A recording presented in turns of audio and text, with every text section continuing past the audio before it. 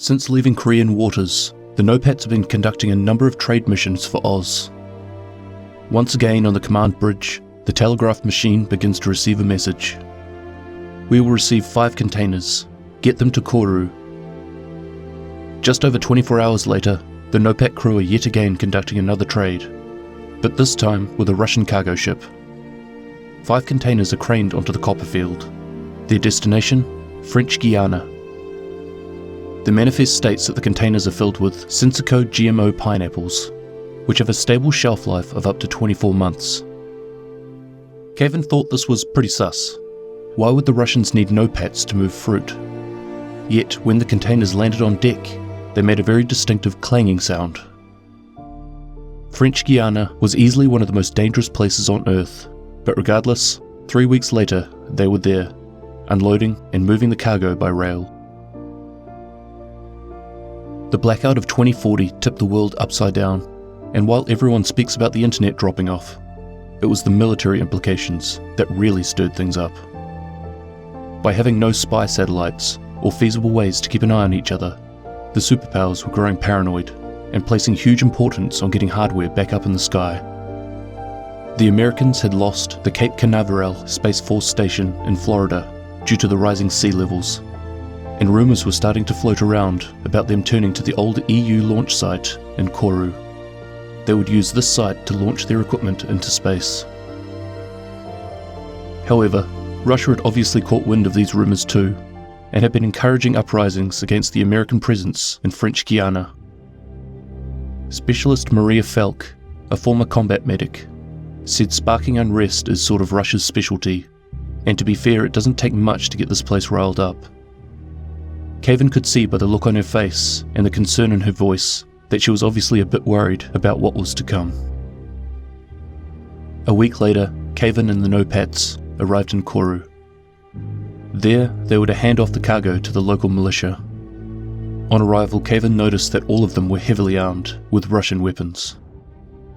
One by one, the containers were opened and checked.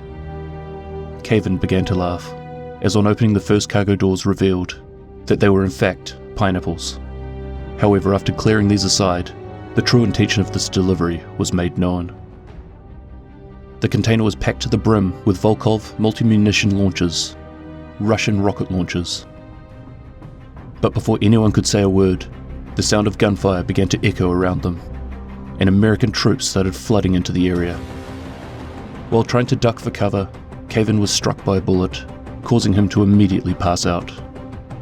By the time he awoke, he was on the back of a flatbed truck and escaping the battlefield. His wounds were being tended to by Maria, who was frantically wrapping bandages around the gunshot wound to his abdomen.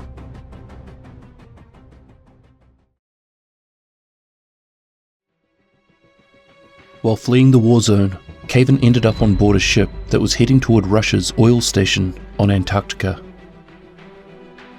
With the rapidly rising sea levels, by 2039, countries were finally starting to understand the importance of leaving Antarctica and its ice alone.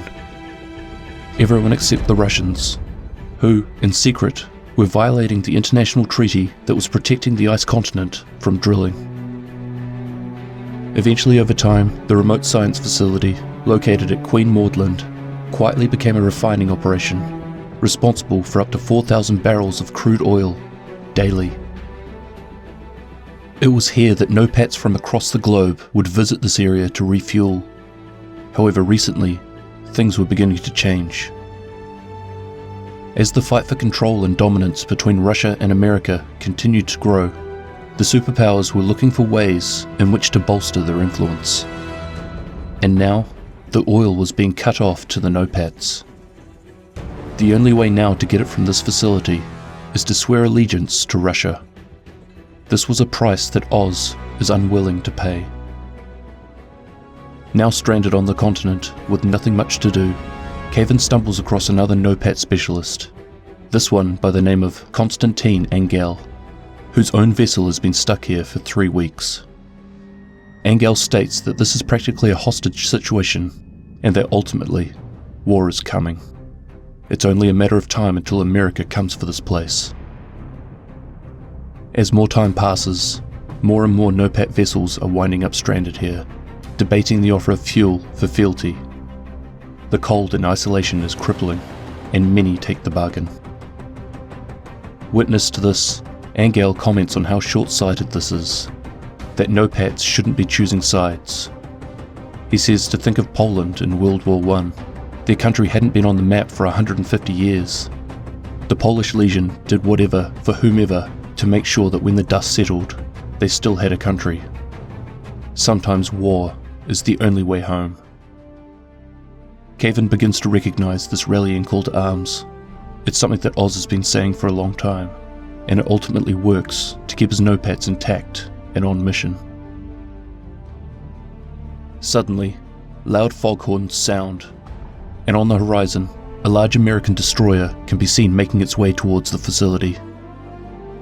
This is quickly followed by the sound of two large cannons being fired from the shore. The American ship returns a warning shot, and over a loudspeaker, a confident voice orders the Russians to stand down.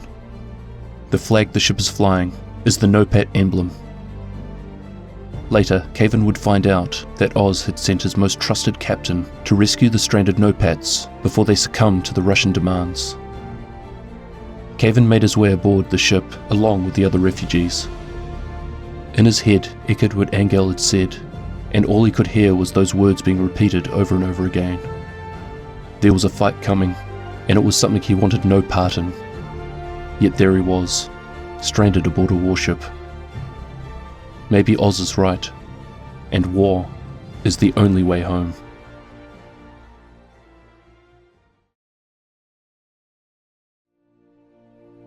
The MFS 04 Exodus is an R. Lee Burke class destroyer under the command of a former US Marine. Cavan is in his barracks packing up his things as the warship heads towards Freetown Port. Once there, he plans on flying to Cairo and take up a position with Synsico Agritech's corporate communications. Synsico were responsible for using a private army to put a stop to riots outside their walls last year.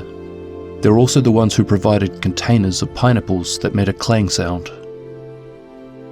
Cavan has had enough. After 13 months of travelling around the globe, fearing for his life 24 hours a day, he is ready to leave the no-pats behind. He started this journey wanting to learn more about them, but not to die as one, and that this may be the last opportunity he gets to leave. Cavan's home is gone, taken by the sands, but Egypt is one of the few countries to come out on top during this time. In 2038, as traditional bread production was failing, Synsico Agritech came up with a two-part system to replace it. The first part included genetically modified crops that were able to thrive in dry and barren environments. The second part was a revolutionary desert irrigation project. The reason Synsico decided that Egypt was the best place for this farm was because of the nation's view on no-pats. Egypt is the one place on earth where a no-pat can lose the label and join a country. Provided they are willing to work behind the wall, they have a home. This was Cavan's plan, to take up work and leave the no-pats. As they sail towards the African coast, he continues to think about the conversation he had with Angel, that the superpowers were already on course for a war. If the 1.2 billion no-pats were to get involved, it would only lead to more strain on a world that has already had enough. To make things worse, the no-pats are clearly a fractured group with varying agendas. A war within a war is looking to be the most likely outcome, which would only prolong the inevitable even further. By 6:30 p.m, the crew are finally able to see Freetown Port on the horizon. Currently, only Specialist Rao is aware of Cavan's plans to disembark, but soon this wouldn't matter. The warship suddenly starts veering away from the direction they were headed. Taking a left turn, they're now heading north. Cavan can't believe his eyes. They were so close to the port. Why have they suddenly changed course? Where are they headed?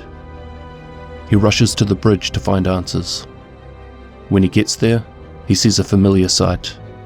An old telegraph machine, much like the one on the copperfield. Oz had sent new orders. Before the captain slams the bridge door closed, Caven hears one last thing coming through the comms. We have one shot at a new future, and we're going to take it.